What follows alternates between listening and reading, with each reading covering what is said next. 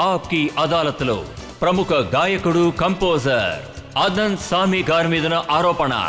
ఈయన 1వ నంబర్ స్వార్థపరుడు. అదాన్, మీరు ప్రజలకి చెప్తున్నారు మీరు ఇండియాకి రావడానికి కారణం అదేంటంటే ఇక్కడి ప్రజలు నన్ను ఇష్టపడుతున్నారు అని. కానీ ప్రజలు ఏమంటున్నారంటే ఇక్కడ మార్కెట్ చాలా బాగుంది, అందుకని డబ్బు సంపాదించడానికి వచ్చారని చెప్తున్నారు. ఇండియాలో మంచి మార్కెట్ ఉంది, హిట్ అవుతుంది, డబ్బులు వస్తున్నాయి. మా నాయకుడు ఒక ఆయన చెప్పారు, డబ్బులేమీ దేవుడు కాదు, కానీ దేవుడికే అది తీసిపోదు అన్నారు.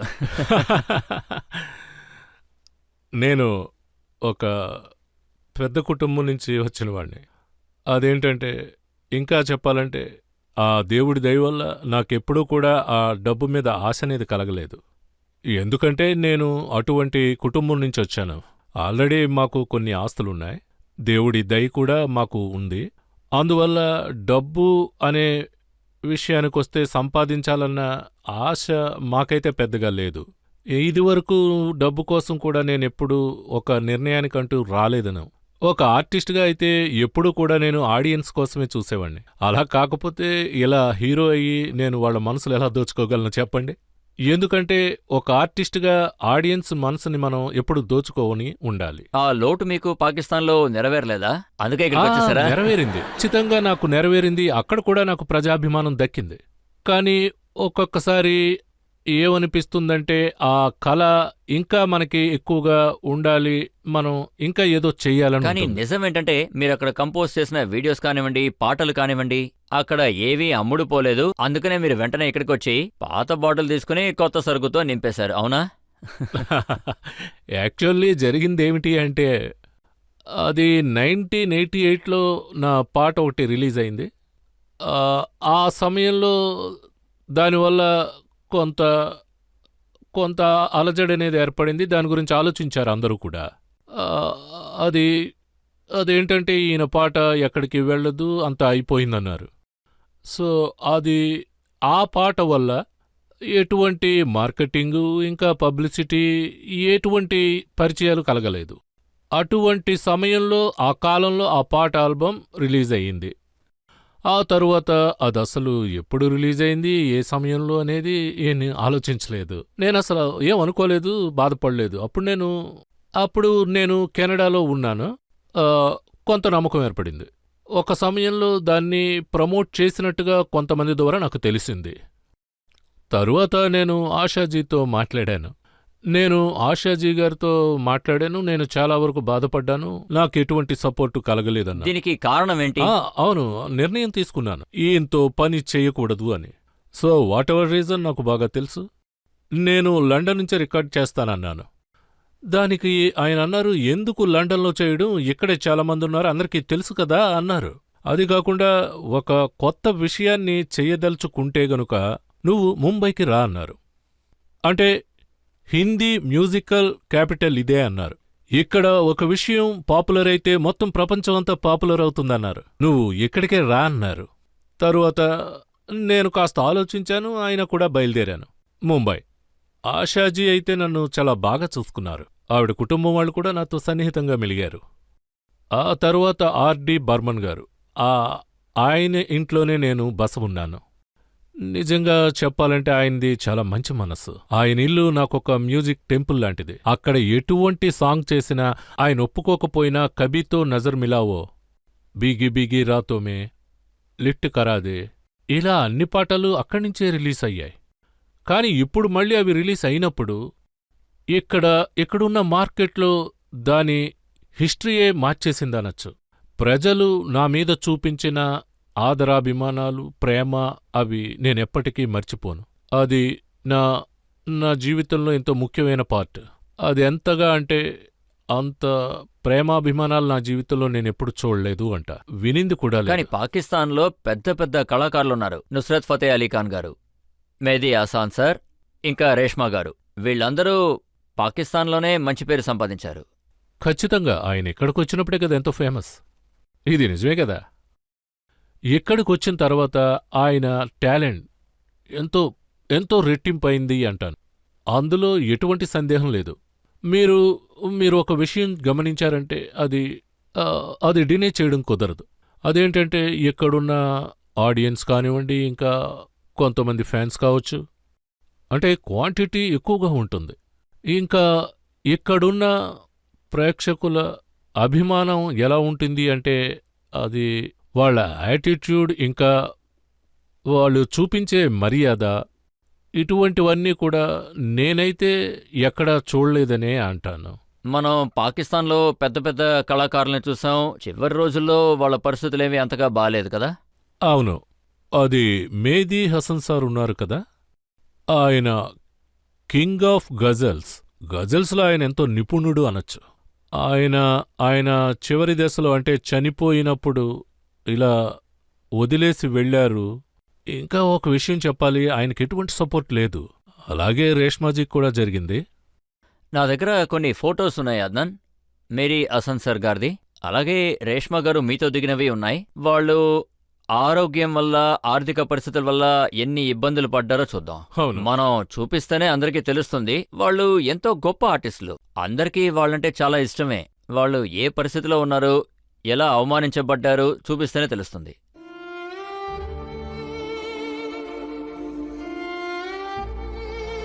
మేదీ హసన్ సార్ చాలా గొప్ప కళాకారుడు.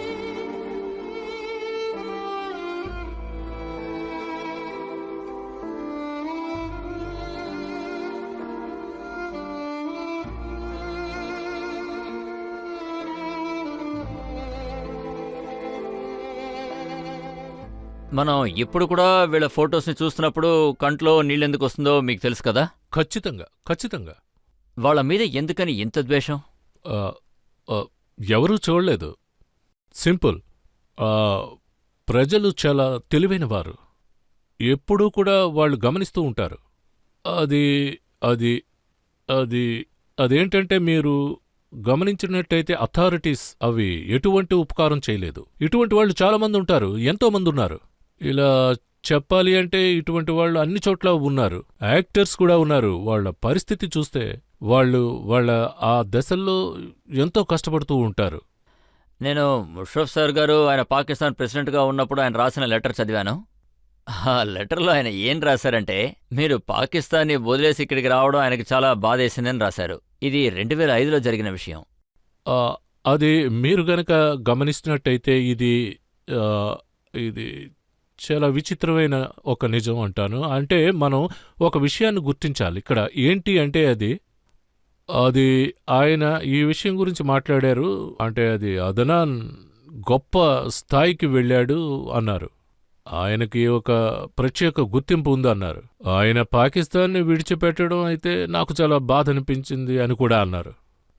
ఇంకా ఆ లెటర్లో ఏ విషయం కూడా అంత గమనించదగ్గది కాదు. ఎందుకంటే 2005లో నేను ఇండియన్ సిటిజన్ కాదు, పాకిస్తానీ వాడినే. అయితే అటువంటి సమయంలో ఆయనకి ఎవరు ఈ రాంగ్ ఇన్ఫర్మేషన్ ఇచ్చారు, ఎవరు ఇదంతా చెప్పారు? మేబీ ఆ కారణం వల్ల అప్పుడు నా పరిస్థితి, అంటే ఒక విధంగా చెప్పాలంటే ఇలా ఎందుకు జరిగింది అంటే, అప్పుడు కొంతమంది ఉన్నారు అటువంటి వాళ్ళు అలా పంపుంటారనుకో. ఈ కారణం చేత కొంతమంది అయితే నన్ను ఎన్నో రకాలుగా భావించారు. అయితే మీరు అనుకున్నట్టు నేను డబ్బు కోసమేం కాదు, అక్కడి నుంచి ఏమి రాలేదు. అయితే జరిగిన నిజం ఏంటంటే, నేను పాకిస్తాన్లో ఉన్న ఆ సిటిజన్షిప్ వదిలిపెట్టి, అవును వదిలేశాను, అది ఫుల్లుగా.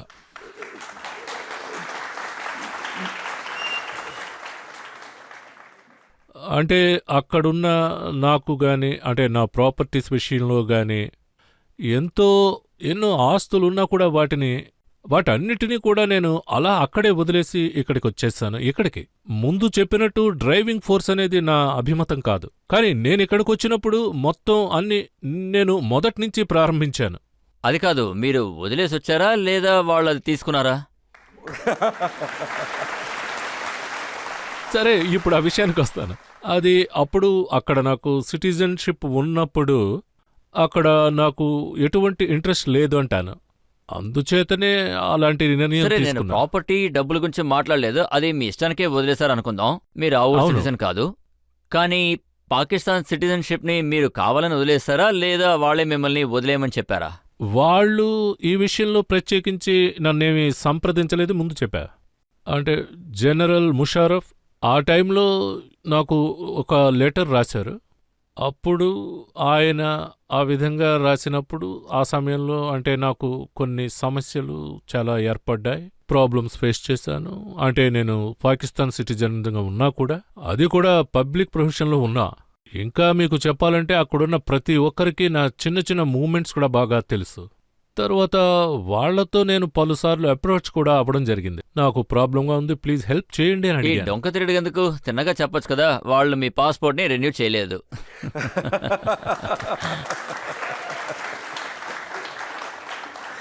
ఓకే ఓకే ఏం జరిగిందంటే అదేంటంటే నా ఇండియన్ వీసా ఉంది కదా, అది రెన్యూల్ చేయలే. అది రెన్యూల్ అవ్వడానికి నా పాస్పోర్ట్ ఉంది కదా, దాన్ని నేను రెన్యూవల్ చేయాల్సి వచ్చింది. అందువల్ల నేను వాళ్ళకి రిక్వెస్ట్ చేశాను, అది ఢిల్లీ హై కమిషన్కి, I need a renewal of my passport. చూశారంటే చాలా చాలా రోజులయ్యింది. అయితే అప్పుడు నాకు ఎటువంటి రెస్పాన్స్ రాలేదు. నాకు అక్కడి నుంచి ఎటువంటి సమాధానం దొరకలేదు. మీరు అక్కడికి వెళ్ళి దీని గురించి అడగండి అని వాళ్ళు చెప్పారు.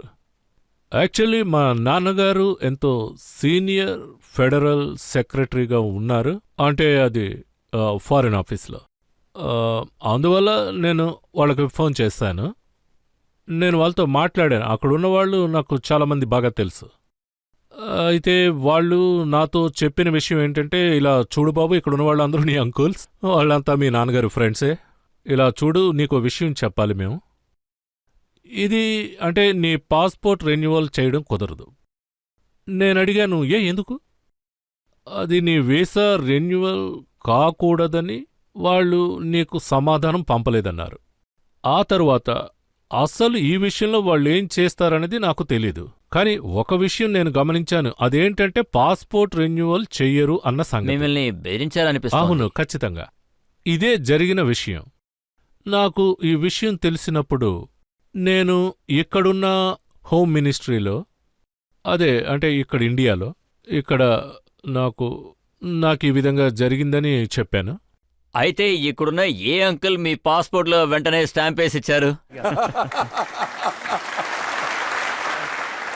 ఇది చాలా కష్టమైన విషయమే, ఒక పాకిస్తాన్ వ్యక్తికి ఇండియన్ సిటిజన్షిప్ దొరకడం అనేది. అదే చాలామంది అనుకునేదేంటంటే, ఈ అదనాన్ సామి చాలా పబ్లిక్ ఫిగర్ కదా, ఒకరోజు సడన్గా ఆయన ఉదయాన్నే లేచిన తర్వాత ఇండియన్ సిటిజన్ అయిపోతారు అని అనుకున్నారు. ఇండియాలో ఆయనకి సిటిజన్షిప్ దొరుకుతుందని వారందరూ అనుకున్నారు. కానీ కాదు, అలా జరగలేదు. ఈ విషయం చాలా సంవత్సరాలు ఏమీ జరపకుండా అలా ఉంచేస్తారు. ఇంకా చెప్పాలంటే 2 సార్లు రిజెక్ట్ అయింది కూడా. ఫైనల్లీ ఏం జరిగిందంటే, ఇక్కడున్న సిటిజన్షిప్ ఉంది కదా, అందులో ఏంటంటే గవర్నమెంట్కి ఒక సౌకర్యం ఉంది. అది దాన్ని ఉపయోగించి, అంటే ఆ సౌకర్యాన్ని దాన్ని ఉపయోగించి వాళ్ళు ఎవరికైనా, అంటే స్పోర్ట్స్ స్కిల్స్ ఉన్నవాళ్ళు ఎవరైనా, ఇంకా సైన్స్ స్కిల్స్ అయినా, ఇంకా ఆర్ట్ స్కిల్స్ అయినా, అంటే వాళ్ళు వాళ్ళ రంగంలో గొప్ప నైపుణ్యంతో ఉంటే గనుక అలాంటి వాళ్ళని ఒక స్పెషల్ కేసుగా తీసుకొని వాళ్ళకి సిటిజన్షిప్ ఇవ్వడం కుదురుద్ది.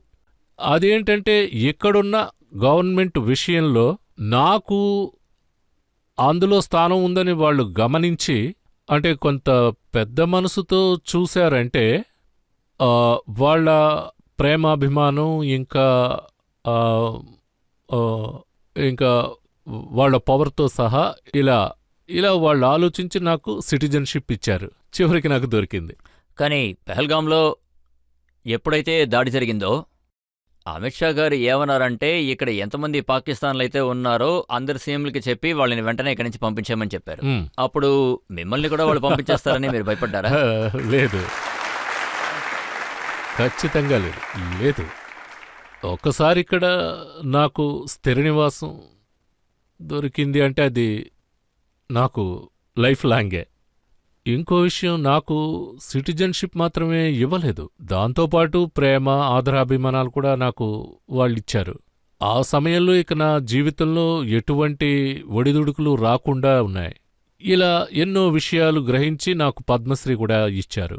ఇలా నాకు ఇక్కడ ఎంతో ప్రేమ, ప్రజల ఆదరాభిమానాలు దక్కాయి. ఇదే అక్కడున్న గవర్నమెంటు నా గురించి ఆలోచించి ఒక్క అవార్డు కూడా ఇవ్వలేదు.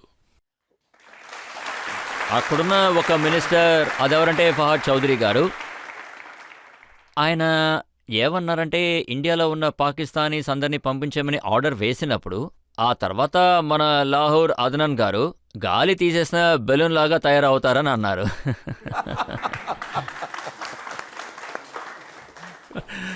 ఆయన అలా మాట్లాడతారు, పెద్దగా నేను పట్టించుకోను.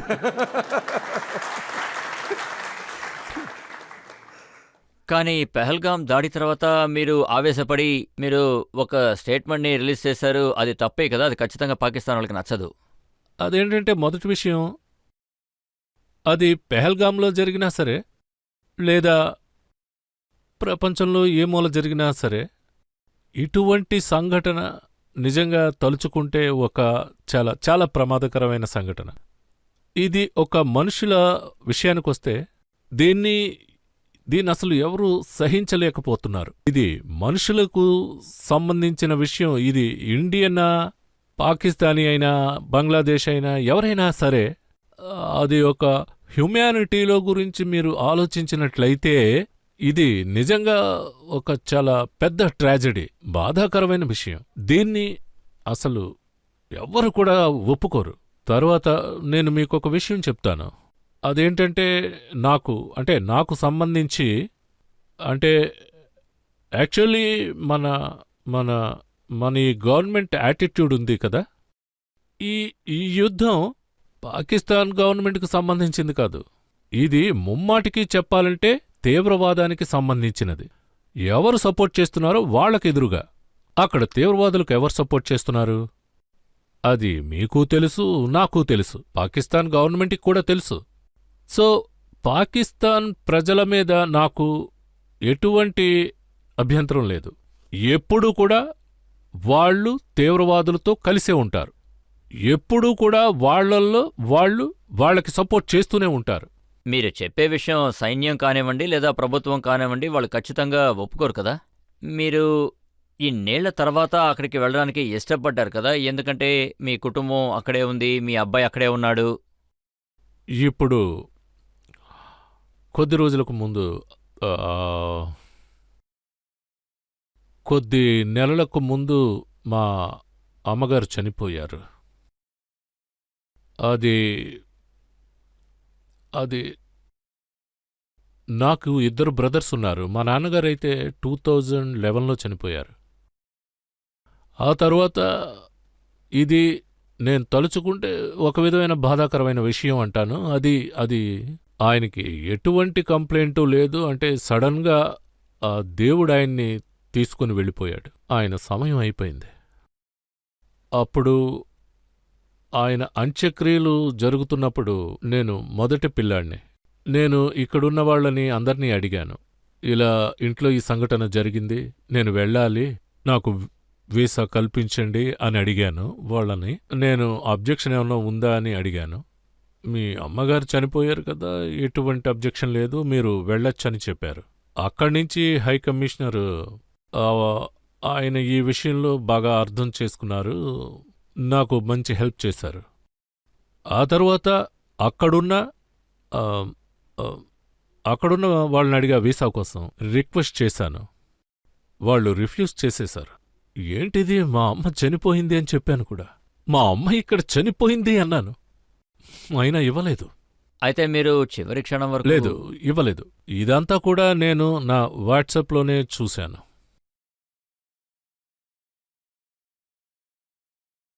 ఇది నిజంగా చాలా దారుణమైన విషయం. నిజం చెప్పాలంటే ఇది క్రూయల్టీ తర్వాతదనే చెప్పాలి. ఖచ్చితంగా. ఇప్పుడు మీరెవరైనా ప్రశ్న అడగాలంటే అడగచ్చు. Sir, me date of birth 15th August, అంటే ఇండియా యొక్క ఇండిపెండెన్స్ డే రోజే మీ పుట్టినరోజా? యా మీరు చెప్పింది కరెక్టే. కరెక్ట్. Thank you sir. అది కాదు, నిజంగానే 15th ఆగస్టా లేదా కావాలని మార్చుకున్నారా? నాకేమనిపిస్తుందంటే అది నా డెస్టినీలో ఇండియానే రాసుంది. అది అదేంటంటే నా ప్రారంభం నుంచే ఆ దేవుడు నాకు కొన్ని ఇంట్స్ ఇస్తూ వస్తున్నాడు. అది ఇలా చూడు, నీకు అల్టిమేట్ ఇల్లు ఉంది కదా, నువ్వు ఎక్కడికైతే వెళ్తావో అది ఖచ్చితంగా ఇండియాయే అన్నారు. ఇప్పుడు సమస్య ఏంటంటే మధ్యలో 47 వచ్చింది. ఇప్పుడు అది పార్టిషన్ అయింది. అలా ఉన్నా నాకు తెలిసింది, దేవుడు చెప్పాడు నువ్వు ఇక్కడే ఉంటావు అని. నాకు ఇంటి ఇచ్చాడు. 15 ఆగస్టు నా బర్త్డే. అది 14వ తేదీ కూడా అవచ్చుగా. నిజమే.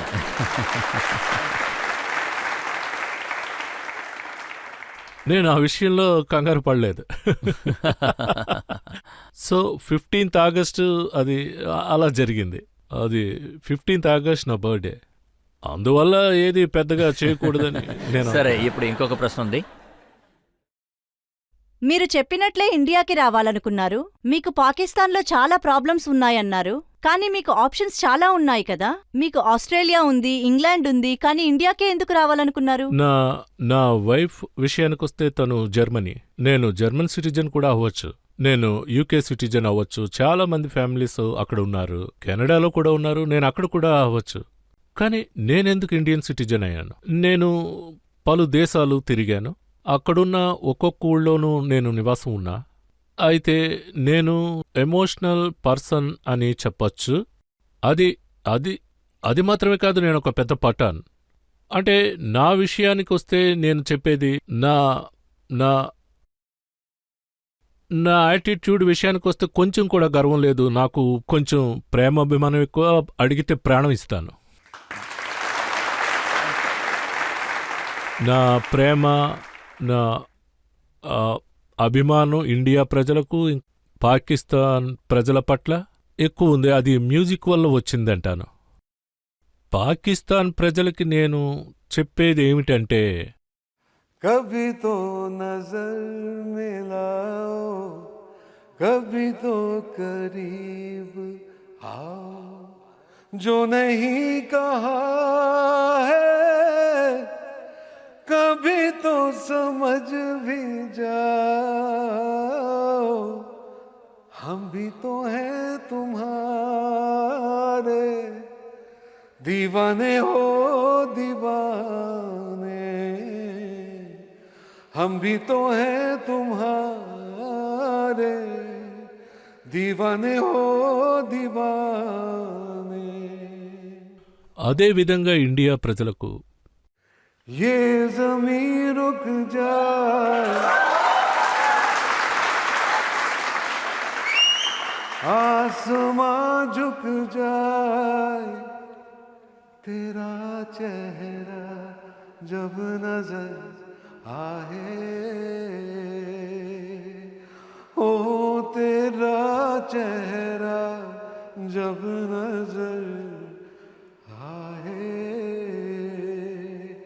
ये ज़मीं रुक जाए, आसमां झुक जाए, तेरा चेहरा जब नजर आए, हो तेरा चेहरा जब नजर आए, हो.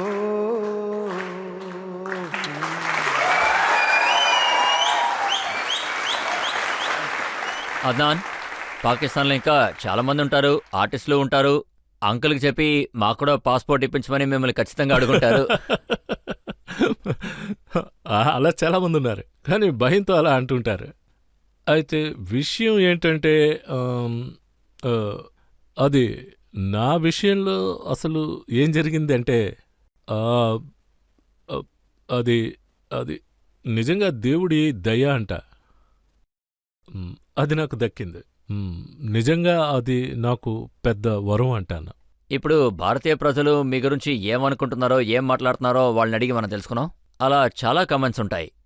పాకిస్తాన్లో ఉన్న వ్యవస్థకి చెందిన వాళ్ళు, ఐఎస్ఐకి చెందిన వాళ్ళు, సైన్యానికి చెందిన వాళ్ళు, వాళ్ళు మీ గురించి ఏమంటున్నారో ఆరోపణలు నా దగ్గర ఉన్నాయి.